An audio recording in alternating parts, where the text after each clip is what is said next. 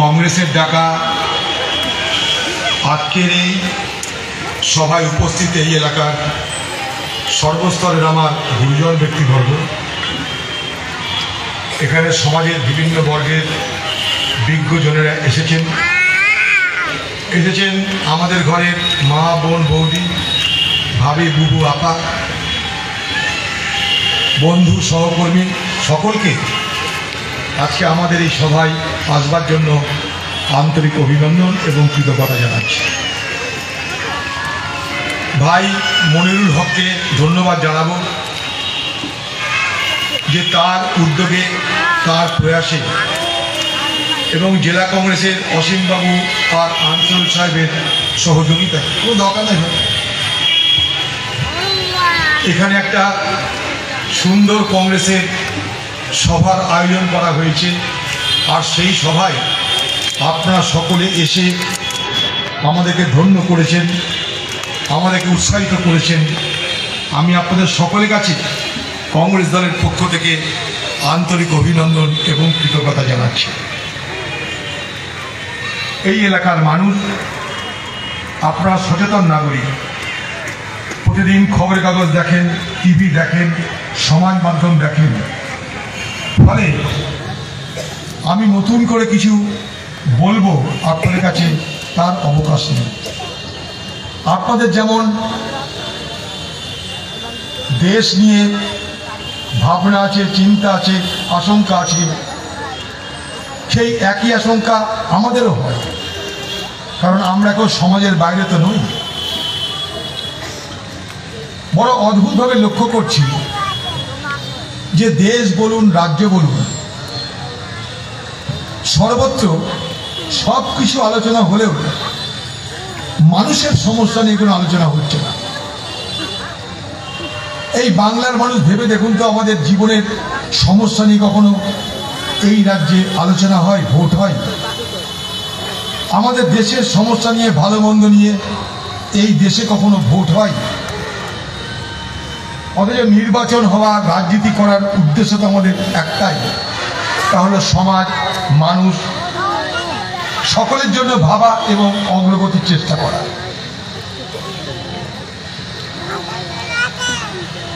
মনে করুন এই বাংলায় 100 দিনের কাজ হচ্ছে না, এটা বন্ধ করে দাও। মনে করুন এই বাংলায় 100 দিনের কাজ হচ্ছে না, এই 100 দিনের কাজ নিয়ে কোনো আলোচনা আছে? অথচ গ্রামের মানুষের দরকার 100 দিনের কাজ। আমি এই জন্যই বন্ধ করতে সবাইকে, মায়েরা পাখা নিয়ে হাওয়া কাটছে, তুমি ফ্যানের হাওয়ায় লজ্জা লাগছে না?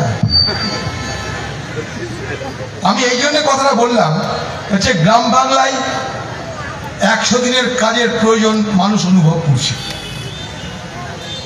কংগ্রেস যখন ক্ষমতায় ছিল, মনমোহন সিং, সোনিয়া গান্ধীর নেতৃত্বে আমরা এই ভারতবর্ষে প্রত্যেকটা মানুষের জন্য, যারা গরিব মানুষ, কাজ চাইলেই কাজ পাবে এবং 100 দিনের কাজ পাবে, তার জন্য তারা মজুরি পাবে, এই ব্যবস্থা করে তার আইনগত অধিকার দিয়েছিলাম।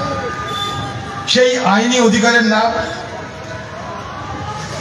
কাজের অধিকার, আইনি অধিকার। অর্থাৎ আপনি কাজ পাবেন, এটা ভারতবর্ষের আইন আপনাকে বলছে, কারোর দয়াতে নয়, পঞ্চায়েত তৃণমূলের কি কংগ্রেসের কি কারোর দয়াতে নয়। আপনি কাজ পাবেন আপনার নিজের হক, অর্থাৎ আপনার নিজের অধিকারের বিনিময়ে। এই যে অধিকার, এই অধিকার ভারতবর্ষের মানুষকে দিতে শুরু করেছিল কংগ্রেস পার্টি। আপনারা জানেন আজ 100 দিনের কাজের কোনো গল্প হয় না। 26,000 শিক্ষকের চাকরি চলে গেল।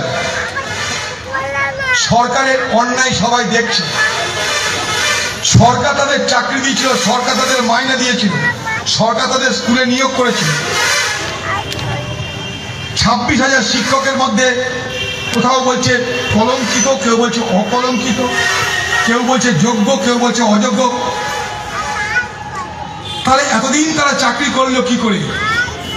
তার কোনো সদুত্তর সরকার দেয় না। আমাদের স্কুলের, কলেজের, আমাদের স্কুলের শিক্ষক শিক্ষিকারা এই প্রখর রৌদ্রতাপের মধ্যে খালি আকাশের নিচে গরম পিচ রাস্তার উপরে বসে আছে। সরকারের কোনো মাথা ব্যথা দেখেছেন বলুন? অথচ আমরা কি জানি ছোট থেকে? যারা ডাক্তার তারা আমাদের জীবন দেয়, আর যারা শিক্ষক তারা আমাদের জ্ঞানের আলো দেয়। আজকে এই সমাজে আরজি করে ঘটনার পর আমাদের শিক্ষক, আমাদের চিকিৎসক সমাজের প্রতি এই সরকারের নৃশংস ব্যবহার দেখেছেন। ঠিক একইভাবে সুপ্রিম কোর্টের রায়ের পর যে আন্দোলন করছে শিক্ষক শিক্ষিকারা, তাদের প্রতিও এই সরকারের নির্মম নিষ্ঠুর আচরণ দেখছেন। শিক্ষকরা জানে না আগামী দিনে তারা কোথায় যাবে, তাদের সংসার কি করে চলবে। একটা পরিবারের একজন পিতা, তার ছেলের চাকরি চলে যাচ্ছে, সে শুনেছে যে যাদের যাদের ক্যান্সার হয়েছিল তাদের চাকরি যায়নি, তাই সে আক্ষেপ করে বলছে যে আমার ছেলে যদি ক্যান্সার হতো তাহলে আমাদের পরিবারটা খেয়ে পড়ে বাঁচত, কারণ ক্যান্সার হলে চাকরি যেত না। ভাবতে পারছেন আমরা সমাজের কোন জায়গায় নেমে গেছি, আমরা কোন অবস্থার মধ্যে দিয়ে চলেছি বোঝার চেষ্টা করুন। অভাব অনটন আমাদের প্রতিদিনের সাথী হয়ে গেছে। কৃষক, শ্রমিক, মজদুর, বেকার সকলের জন্য এক ব্যবস্থা, কিন্তু রাজ্যে কোনো আলোচনা নাই। আপনি শিক্ষকদের চাকরি যারা টাকা খেলো, দুর্নীতি করছে, তাদেরকে বাঁচানোর জন্য হাইকোর্ট করছেন, সুপ্রিম কোর্ট করছেন, কোটি কোটি টাকা খরচ করছেন, কিন্তু আজকে যে 100 দিনের কাজের টাকা যে পাচ্ছে না, তার জন্য কিন্তু হাইকোর্ট হলো না, সুপ্রিম কোর্ট হলো না। বোঝার চেষ্টা করুন। অথচ 100 দিনের কাজটা কি? এটা একটা অধিকারের প্রশ্ন। এই অধিকারটা সংবিধান দিয়েছে, অর্থাৎ 100 দিনের কাজ না পাওয়া মানে সংবিধানকে লঙ্ঘন করা হয়।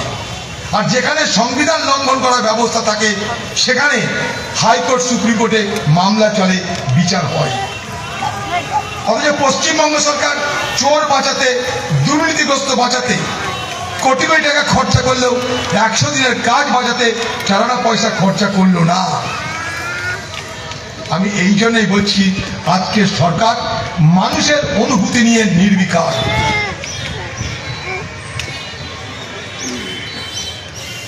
আজকে আমাদের ভোটের সময় কি বলা হয়? ভোটের সময় বলা হয়, এক পক্ষ বলে এনআরসি আনছি, নাগরিক আইন আনছি, আরেক পক্ষ বলে আমি সামলে নেব নাগরিক আইন, বুঝে নেব, কিছু হবে না।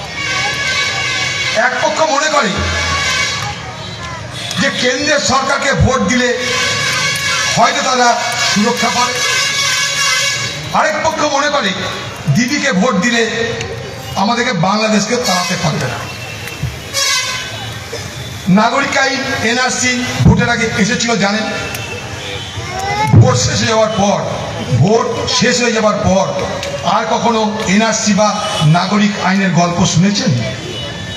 শোনেন না। বিজেপি বলেছে না টিএমসি বলেছে। ভোটের সময় আমরা দৌড়ে বেড়ালাম। বিজেপির নেতা এসে বলছে বাংলাদেশ চলে যেতে হবে, আরেক পক্ষকে বলছে তোমরা সুরক্ষিত হবে। আমরা কেউ বাংলাদেশ গেছি? আমরা কেউ অতিরিক্ত সুরক্ষিত হয়েছি না, কিন্তু ভোট হয়ে গেছে। ভোট শেষ হয়ে গেছে, নরেন্দ্র মোদী দিল্লি চলে গেছে, ভোট শেষ হয়ে গেছে, বাংলা দিদি কলকাতা চলে গেছে, আর কখনো আলোচনা কিন্তু হয়।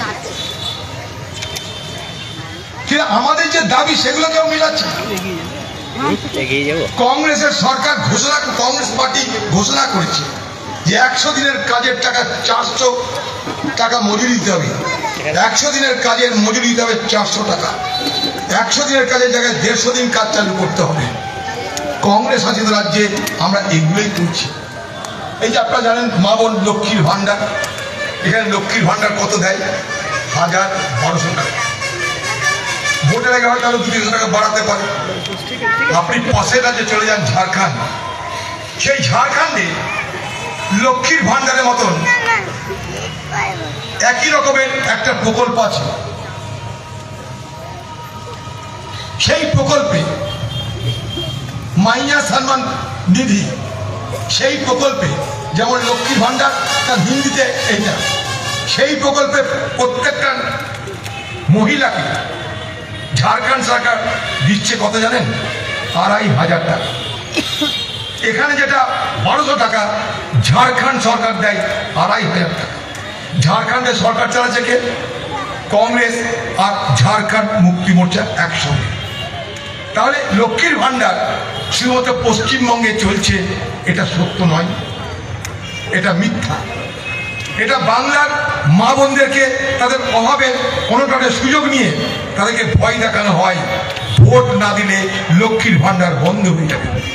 দেখুন, কোনো প্রকল্প কোনো সরকারের পরিবর্তনে বন্ধ হয় না।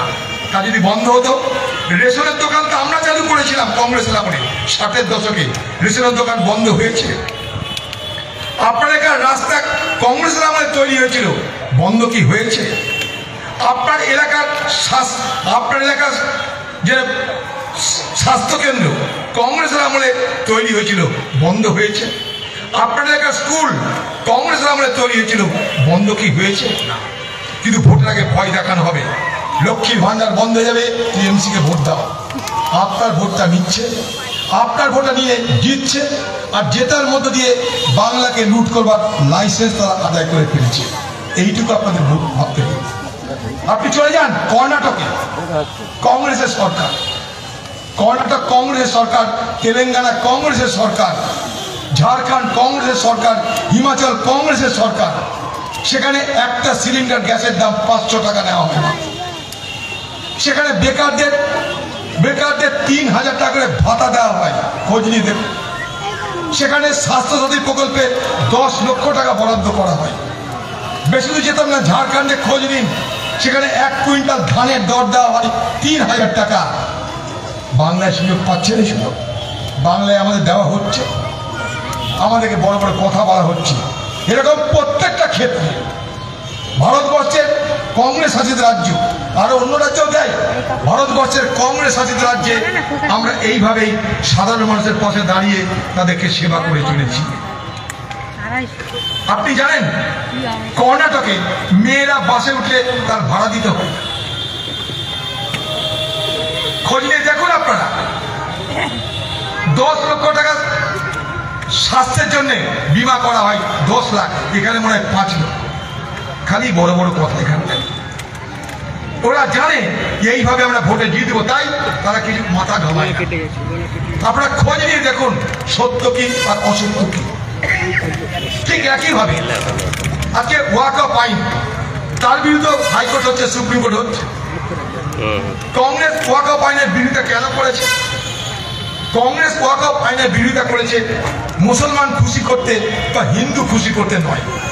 কংগ্রেস বিরোধিতা করেছে ওয়াকফ আইনের, কারণ ওয়াকফ আইনটা এমন একটা আইন যে আইনটাকে যদি চালু করা হয় তাহলে দেশের সংবিধানের উপর হস্তক্ষেপ হয়ে যাবে। আর যদি দেশের সংবিধান আমরা রক্ষা করতে না পারি, তাহলে আমার আপনার শিডিউল কাস্ট, শিডিউল ট্রাইব সকলে ভারতবর্ষের সব ধর্মের মানুষের যে অধিকার, সেই অধিকারগুলো হাতছাড়া হয়ে যাবে। মনে করুন আমাদের বিরোধিতা কোথায়? একটা ওয়াকফ সম্পত্তি, সেটা মুসলমানদের সম্পত্তি, সবাই জানে। হিন্দুদের সম্পত্তি দেবত্ব সম্পত্তি, মুসলমানদের সম্পত্তি ওয়াকফ সম্পত্তি, সবাই জানে। ফারাকটা কি? মুসলমানদের সম্পত্তি যখন দান হয় তার কোনো মালিক থাকে না, মালিক হয় খোদা তাআলা, ঈশ্বর, যাকে হিন্দুরা বলে ঈশ্বর, মুসলমানরা বলে আল্লাহ। সেই আল্লাহ তাআলাকে সম্পূর্ণ দিয়ে দেওয়াটার নাম হচ্ছে ওয়াকফ। হিন্দুদের কি হয়? ট্রাস্ট থাকে, দেবত্ব সম্পত্তি পরিচালনা করে গিয়ে মন্দিরের ট্রাস্ট। এই সরকার বলছে যে এই যে ওয়াকফ বোর্ড, যেটা মুসলমানদের জন্য তাদের ধর্মীয় সংস্থা, সেখানে অমুসলমানদেরকে মেম্বার করতে হবে। আচ্ছা, আপনি এমন কোনো মন্দির দেখেছেন? মনে করুন এখানে তো মায়াপুর আছে, অনেক মন্দির আছে, সেই মন্দিরে যারা বোর্ডের মেম্বার, ট্রাস্টের মেম্বার, সেখানে কোনো মৌলবি মৌলানা মুসলমান দেখেছেন? দেখেন। তাহলে খামোখা আমরা ঝামেলা কেন করছি? এই বিভাজন করে লাভ কি আমাদের? প্রশ্ন আমাদের এইখানে। ভারতবর্ষে মন্দির আছে, মসজিদ আছে, কেউ অস্বীকার করতে পারবে? মুসলমানদের সমাজে এগুলো সম্পদ। মনে করুন দরগা, মনে করুন মাদ্রাসা, মনে করুন মসজিদ, মনে করুন কবরস্থান, মনে করুন ঈদগাহ, এগুলো মুসলমান সমাজে নিজস্ব সম্পদ। আপনার জমি করে কেউ কবরস্থান তো করেনি, আপনার জমি করে কেউ কবরস্থান করেনি। আজকে সরকার বলছে যে তোমাদের যে কবরস্থান তার ন্যায্য দলিল দাও। আচ্ছা, এক একটা এলাকায় একটা কবরস্থান 150-200 বছর ধরে চলছে, এখন তার দলিল কোথা থেকে বার করবে? যদি দলিল দিতে না পারে সেটা সরকার নিয়ে নেবে। এইখানে মুসলিম সমাজের মধ্যে ক্ষোভ তৈরি হচ্ছে। এগুলো কি কোনো দরকার ছিল? খামোখা এগুলো কোনো প্রয়োজন ছিল? যেদিন থেকে মুসলমান সমাজের জন্ম হয়েছে সেদিন থেকে কবরের ব্যবস্থা হয়েছে, মসজিদের ব্যবস্থা হয়েছে। হিন্দুরা যায় শ্মশানে আর মুসলমানরা যায় কবরস্থানে। এটা চিরাচরিত নিয়ম। এই নিয়ে আমাদের কখনো কিছু মনে হয়েছে নিজেদের মধ্যে? না, এইভাবে চলছি আমরা। আজ হঠাৎ করে সেখানটায় বিতর্ক তৈরি করে কাল লাভ করছি আমরা জানি না। সেই জায়গাটায় আমরা প্রতিবাদ করে বলতে চেয়েছি যে আইনের এই জিনিসগুলো তোমরা বদলে দাও, আইনের এই জিনিসগুলো বদলে দাও। মনে করুন একটা মুসলমান, সে ধর্মপ্রাণ মুসলমান, আপনি যেমন ধর্মপ্রাণ হিন্দু, আপনি মন্দিরকে কিছু দেন, একটা ধর্মপ্রাণ মুসলমান সে মুসলমান সমাজকে কিছু দিতে চায়, ক্ষতি কি আছে? আপনাকে দিতে মানা করেছেন? ভারতবর্ষে সব থেকে বড় মন্দির তিরুপতি তিরুমালা অন্ধ্রপ্রদেশে, হাজার হাজার কোটি টাকা সেখানে রোজগার হয়, হাজার হাজার কোটি টাকা। এত টাকা রোজগার হয় যে টাকা বার করার জন্য চালনি প্রতিদিন ব্যবহার করতে হয়। সেখানে মানুষ গিয়ে চুল দিয়ে দেয় ভগবানকে, সেই চুল বিক্রি করে হাজার হাজার কোটি টাকা রোজগার করে, চুল রপ্তানি করে। সেই দক্ষিণ ভারতে তাদের সম্পত্তির পরিমাণ 10.5 লক্ষ একর। তা নিয়ে কেউ কথা বলছি আমরা? তারা খামোখা মুসলমানদের ওয়াকফ সম্পত্তি তোমার কথা বলার দরকার কি? আবার কেউ যদি খুশি মনে মুসলমান সমাজকে মনে করে আমি কিছু দেব, তাহলে সরকার বলছে আগে প্রমাণ করতে হবে তুমি 5 বছর ধরে মুসলমান ছিল। আচ্ছা, এটা কি সরকারের কাজ? 5 বছর ধরে কি 50 বছর ধরে কে মুসলমান ছিল কি হিন্দু ছিল তা প্রমাণ করলে তবে দান করা সম্ভব। কোনো হিন্দুকে কি কেউ জিজ্ঞেস করে আপনি মন্দিরে চাঁদা দিবেন, আপনি 50 বছর ধরে হিন্দু ছিলেন তা প্রমাণ করো? এগুলো সরকারের কাজ, সমাজের কাজ। সমাজ দেখবে আমাদের মাথা ব্যথা কিছু। এইগুলো করার মধ্য দিয়ে আমরা কি করছি? আমাদের সংবিধানে যখন তৈরি হয়েছিল, আমরা যখন স্বাধীন হয়েছিলাম, তখন হিন্দু মুসলমান শিখ খ্রিস্টান সবাই মিলে বসে আমরা সিদ্ধান্ত নিয়েছিলাম আমরা যে যাই করি না কেন রাষ্ট্র আমাদের সব থেকে আগে। কিন্তু রাষ্ট্রের পাশাপাশি, দেশের পাশাপাশি যে যার ধর্মসেনা পালন করবে তা নিয়ে কারোর মাথা ব্যথা করার কোনো দরকার। সাক্ষী সাবুত হয়ে চুক্তি হয়ে তবেই দেশটা কিন্তু স্বাধীন হয়েছিল। সেই থেকে আমাদের চলছে। আজকে 78 বছর ধরে কোনো ঝামেলা হয়নি, আজ নতুন করে সেখানে ঝামেলা তৈরি করা হচ্ছে। তাই আমরা প্রতিবাদ করেছি পার্লামেন্টের মধ্যে, পার্লামেন্টের বাইরে প্রতিবাদ করেছি কোর্টে, কোর্ট থামিয়ে দিচ্ছে। এখন কোর্ট যখন থামিয়ে দিচ্ছে তখন উকিল গিয়ে বলছে আপনি ধর্ম বোঝেন না তো তাই থামিয়ে দিচ্ছে। তখন জজ বলছে যে আমি যখন চেয়ারে বসি তখন আমার কোনো ধর্ম থাকে না, আমার ধর্ম থাকে ন্যায়ের বিচার করা, ন্যায় দেওয়া মানুষ। এইটা হচ্ছে ভারতবর্ষ। এইখানটা যদি হস্তক্ষেপ হয়, এইখানটা যদি ছেঁড়াছিড়ি হয়, দেশটা দুর্বল হয়। দেখুন আমাদের অনেক চিন্তা আছে, আপনার আমার সকলের চিন্তা। এই যে কাশ্মীরে কয়েকদিন আগে দেখলেন পাহেলগাঁও 26টা মানুষকে মেরে দিল, এবং সেখানে বলছে কারা কারা হিন্দু তাদেরকে গুলি করে। ইচ্ছা করে করছে পাকিস্তান। কেন জানেন? পাকিস্তান এই কারণে করছে যাতে ভারতবর্ষ জুড়ে হিন্দু মুসলমানের দাঙ্গা হয়। পাকিস্তান চাইছে। এবছর কাশ্মীরে 2.5 থেকে 3 কোটি মানুষ বেড়াতে গেছে। তারা সব তো হিন্দু বেড়াতে যায়নি, হিন্দু মুসলমান শিখ খ্রিস্টান সবাই বেড়াতে গেছে। আজকে সেইখানটাই এই পর্যটকদের উপরে হামলা করা হলো। শুধু তাই নয়, ধর্মের ভিত্তিতে খুন করে বার্তা দিচ্ছে পাকিস্তান যে ভারতবর্ষে তোমরা নিজেদের মধ্যে মারামারি করো, আমরা দেখব। আমরা কি সেই মারামারি করে নিজেদেরকে ঠকাবো? আমরা কি সেই মারামারি করে নিজেদের ঠকাবো? ওরা হিন্দু বলে মেরে দেশের মধ্যে বিভাজন চাইছে, আর দেখুন সেই বিভাজনের বিরুদ্ধে মোকাবেলা করে আমাদের ভাই ঝন্টু শেখ আলী সেখানে শহীদ হচ্ছে। এই ছেলেটা শহীদ হয়েছে কিসের জন্য? এই দেশটাকে রক্ষা করতে। দেশ রক্ষা মানে আমাকে আপনাকে রক্ষা করতে, দেশ রক্ষা মানে হিন্দু মুসলমান সবাইকে রক্ষা করতে। সে তো শহীদ হয়েছে সেখানটায়। আজকে সেই পর্যটক যারা, তাদেরকে বাঁচাতে গিয়ে কাশ্মীরের একজন ঘোড়া চালায়, টাট্টু চালক, অর্থাৎ ঘোড়া ওখানে খচ্চর যেরকম এখানটায় সেরকম ওখানে ঘোড়া পাওয়া যায়, তাতে মানুষ পিঠে করে যায়। সেই একটা লোক আদিল সাতান নাম, সে একটা পর্যটক হিন্দুকে বাঁচাতে গিয়ে সেই জঙ্গির হাতে প্রাণ দিল। আরো কি জানেন? তার নিজের মামা, তার নাম নাজাকাত। সেই নাজাকাতের সঙ্গে আজকে দেখলাম একটা লোকের ছবি বেরিয়েছে। সেই লোকটাকে বিজেপির নেতা, কোথাকার ছত্তিশগড়ের। সে কি বলছে? এই যে নাজাকাত, আদিল শাহের মামা, সে আমার নিজের ছেলেকে, আমার নিজের মেয়েকে বুকে জড়িয়ে বাঁচিয়েছিল। আমার বউ আমার থেকে 1.5 কিলোমিটার দূরে চলে গেছিল, তাকে বাঁচিয়ে রক্ষা করে নিয়ে এসছে। এটা আমি না, তারা বলছে, তারা বলছে। কিন্তু আমরা নিজেদের মধ্যে হিন্দু মুসলমানের বিভাজন করতে ব্যস্ত হয়ে পড়েছি। এটা দিয়ে আমাদের ভালো হবে? এই যে এতগুলো লোককে মারলো, 26 জনকে মারার পর তাদেরকে হাসপাতালে নিয়ে এসেছিল কে জানেন? সব মুসলমান। কেন? ওখানে সব মুসলমানই থাকে। কাশ্মীরে সবাই মুসলমান বাস করে, জম্মুতে হিন্দুরা বাস করে। তা মুসলমানরা বাঁচাচ্ছে কাকে? পর্যটকদেরকে। পর্যটক কারা? হিন্দুরা। এই দৃশ্যকে আমরা দেখতে চাই না, না দেখতে চাই? আজকে অমরনাথ, হিন্দুদের সব থেকে বড় ধর্মস্থান অমরনাথ, হেঁটে হেঁটে যেতে হয় অনেক রাস্তা।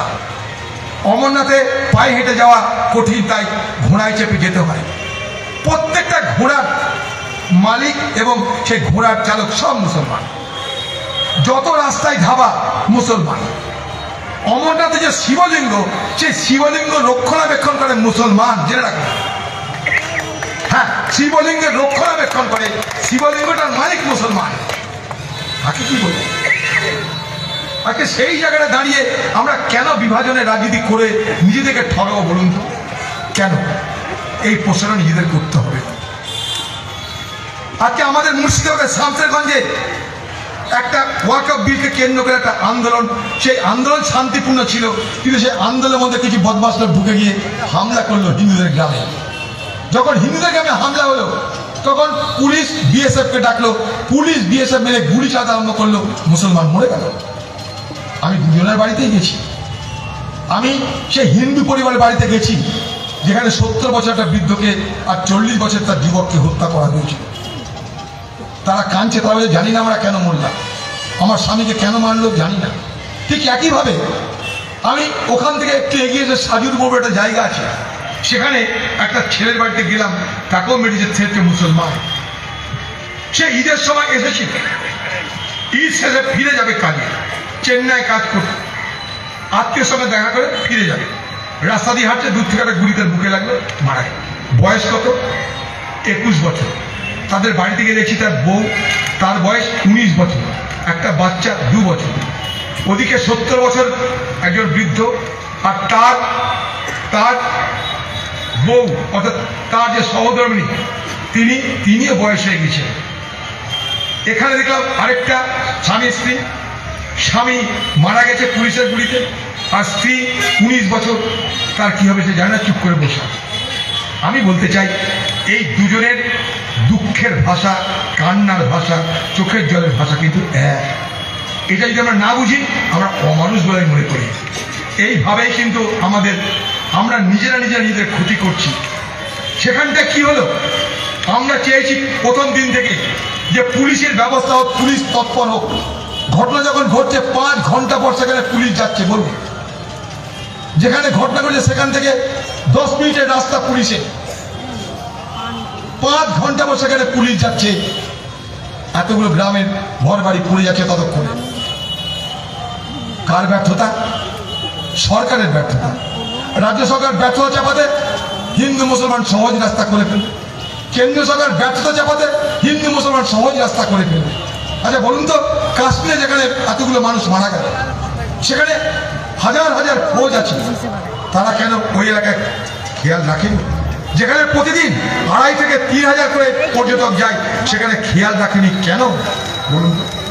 এতগুলো প্রশ্নের সমাধান না করে আমরা সব সহজ রাস্তা বেছে নিচ্ছি, কি হিন্দু আর মুসলমান।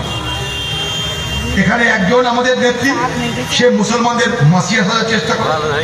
এখানে অনেক মুসলমান আছেন, অনেক বড় বড় 5 ওয়াক্ত নামাজ পড়া মুসলমান আছেন। আমি আপনাদের জিজ্ঞেস করতে চাই, মনে করুন রমজানের মাস, ইবাদতের মাস, আল্লাহ তাআলার কাছে ইবাদতের মাস। প্রতিদিন সন্ধ্যেবেলায় আপনাদের রমজান কবুল করার জন্য আপনারা ইফতার করার আগে আল্লাহ তাআলার কাছে ইবাদত করেন, উপাসনা করেন, দোয়া মাঙেন। রাত্রেবেলায় তারাবির নামাজ পড়েন, কেন? রহমতের মাসে রহমত মিলল বলে। 30 দিন উপবাস করার পর তারপর যখন ঈদুল ফিতর হয়, আপনারা সওয়ালের চাঁদ দেখে সকালে নামাজ আদা করে আপনারা অন্যের মুখে মিষ্টি গ্রহণ করেন এবং উৎসবে মেতে ওঠেন। সেই উৎসবে পৃথিবীর কোথাও দেখেছেন যে একটা মহিলা গিয়ে দাঁড়িয়ে নামাজের কাতারে সে দাঁড়িয়ে জ্ঞান দিচ্ছে? দেখেছেন কোথাও পৃথিবীর কোথাও দেখেছেন? বলুন না। এখানে সেটা হয়। কেন হবে এটা? কেন হবে? এই করে তো মুসলমান ধর্মাবলম্বী মানুষকে তারা খরিদ করতে চাইছে। যে কোনো সম্প্রদায়ের মানুষ হোক, আমরা চাই মানুষের মৌলিক অধিকার, মানুষের অগ্রগতি, মানুষের উন্নতি। আমরা কেন এই বিষাক্ত রাজনীতির পাল্লায় পড়ছি একবার জিজ্ঞেস করবেন। ভারতবর্ষে যদি কংগ্রেস ক্ষমতা থাকতো কেন্দ্রে, তাহলে আজকে ওয়াকফ আইন আসতো না। মনে রাখবেন, যদি ভারতবর্ষে কংগ্রেস ক্ষমতা থাকতো, এই 100 দিনের কাজ কেউ বন্ধ করতে তো পারতোই না, এরকম আরো 1000টা কাজ বেরোতো। কংগ্রেস সিদ্ধান্ত নিয়ে নিয়েছিল প্রত্যেকটা বেকারকে মাসে 5,000 টাকা দেওয়ার, রোজগার করার ব্যবস্থা সে করবে। আমরা সরকারে আসতে পারি? এই বিভাজনের রাজনীতির শিকার হয়েছি আমরা। আমি নিজে হেরেছি, আপনাদের পাশে আমি থাকি, আমি হেরেছি। আমার বিরুদ্ধে প্রচারে আমি চোর এ কথা কেউ বলেনি, আমি অসৎ এ কথা কেউ বলেনি, আমার দ্বারা হয় না কিছু সে কথা কেউ বলেনি। কি প্রচার হলো? এতদিন হিন্দুকে ভোট দিয়েছো, এবার মুসলমানকে ভোট দাও, এটা প্রচার। এতদিন হিন্দুকে ভোট দিয়েছো, মুসলমানকে ভোট দাও। তাদের প্রার্থীকে মসজিদে মসজিদে খালি নামাজ পড়ানো হলো আর কোরআন দেওয়ার ব্যবস্থা করা হলো। আমি কোনো প্রার্থীর বিরুদ্ধে কোনো ব্যক্তিগত বিদ্বেষ আমার নেই, এতটুকু মতো এতটুকু নেই। কিন্তু আমি বলতে চাইছি, এটা আজকের বাংলার এটা রাজনীতি হয়ে গেছে। যখন আমাকে দেখছে হারাতে পারবো না, তখন তৃণমূল তার দলের এমএলএকে দিয়ে একটা দাঙ্গা লাগালো পুলিশের মদতে। দাঙ্গা লাগানোর পরের দিন বলছে যে মুর্শিদাবাদের 70 ভাগ মুসলমান, 30 ভাগ হিন্দু, মনে করে সব হিন্দুকে মেরে গঙ্গায় ভাসিয়ে দিল। পশ্চিমবঙ্গের মুখ্যমন্ত্রী তার বিরুদ্ধে কোনো কথা বললো না, নিন্দাও করলো না, উল্টে তার দেওয়া ভাষণ তৃণমূল পার্টির পক্ষ থেকে হিন্দুদের গ্রামে গ্রামে প্রচার হতে লাগলো। অধীর চৌধুরীকে ভোট দিও না, হিন্দু সব এক হও, নাহলে দেখছো তো মুসলমানরা বলছে মেরে সব গঙ্গা জলে ভাসিয়ে।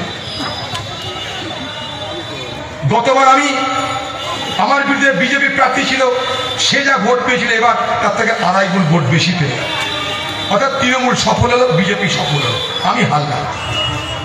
আরে এই ধরনের রাজনীতি আজকে বাংলার আকাশ বাতাসকে কলুষিত করছে, বিষাক্ত করছে। এটা বলার জন্য আজকে সুযোগ পেয়ে আপনার কাছে বললাম। দেখুন, আগামী দিনে এই ভারতবর্ষের সর্বস্তরের মানুষকে ঐক্যবদ্ধ হয়ে থাকতে হবে আমাদের সকলের স্বার্থে। পাকিস্তানের সঙ্গে আমাদের কোনোদিনই কোনো বন্ধুত্ব ছিল না, আজও নেই। কিন্তু খামক একটা জাতির উপরে, ধর্মের উপরে আরোপ চাপিয়ে আমরা নিজেদের ব্যর্থতা রাখতে পারি না। আমি অবাক হয়ে দেখেছি কাশ্মীরে এই 26 জন পর্যটকের হত্যার পর, মৃত্যুর পর, গোটা কাশ্মীর জুড়ে, গোটা কাশ্মীর, সেখানকার প্রত্যেকটা মসজিদ থেকে ঘোষণা করা হলো যে সবাই বন পালন করো, সবাই দুঃখ প্রকাশ করো, সবাই প্রতিবাদ করো। গোটা কাশ্মীর জুড়ে এক অভূতপূর্ব দৃশ্য দেখলাম আমরা, যেখানে সবাই প্রতিবাদ করলো, আন্দোলন করলো, বন্ধ করলো। মসজিদ থেকে ঘোষণা করা হচ্ছে যে এখানে যারা এই কাণ্ড ঘটছে তাদেরকে আমরা মুসলমান বলে মনে করি না, তারা আমাদের সমাজের শত্রু। ভুল, এটাও তো হচ্ছে। তাহলে আমরা কি সব ধর্মের নামে রাঙিয়ে দিয়ে কলঙ্কিত করে সব কৃষ্টি, সব সংস্কৃতি আমরা ধ্বংস করে দেবো? এটা যদি করি পাকিস্তানের হাত শক্ত হবে। আমরা তো সেটা করতে পারি না। তাই এলাকার মানুষ আগামী দিনে বড় ব্যাপারে একটু ভাবার চেষ্টা করতে হবে। এই পশ্চিমবঙ্গে ক্রমশ রাজনীতি আর এক পঙ্কিল আবর্তনের মধ্যে দিয়ে এক গভীর খাদের দিকে এগিয়ে চলেছে। এই বাংলায় কখনো সাম্প্রদায়িকতার রাজনীতি, জাতপাতের রাজনীতি ছিল না, আর সেটা প্রবেশ করছে। তাই ঘৃণা নয়, ঘৃণা ছেড়ে আমাদের একের সঙ্গে অপরের মৈত্রীর সম্পর্ক, ভালোবাসার সম্পর্ক, ঐক্যের সম্পর্ক স্থাপন করে আমরা আগামী দিনে এগিয়ে যাব। অনেকক্ষণ ধরে আপনারা বসে আছেন। আমি এরপর শহীদ ঝন্টু শেখের বাড়িতে একবার যাওয়ার ইচ্ছা প্রকাশ করেছি।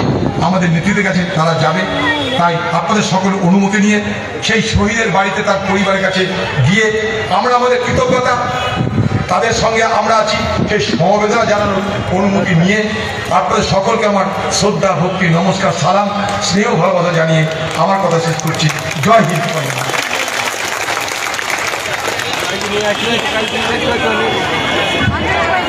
অনেক ধন্যবাদ অধীর রঞ্জন চৌধুরী মহাশয়কে। আমরা তার মূল্যবান বক্তব্য শুনলাম। বর্তমান এই বিভাজনের রাজনীতির প্রেক্ষিতে আমাদের অবস্থান এবং অধীর চৌধুরীর এই মূল্যবান বক্তব্য, আশা রাখি যারা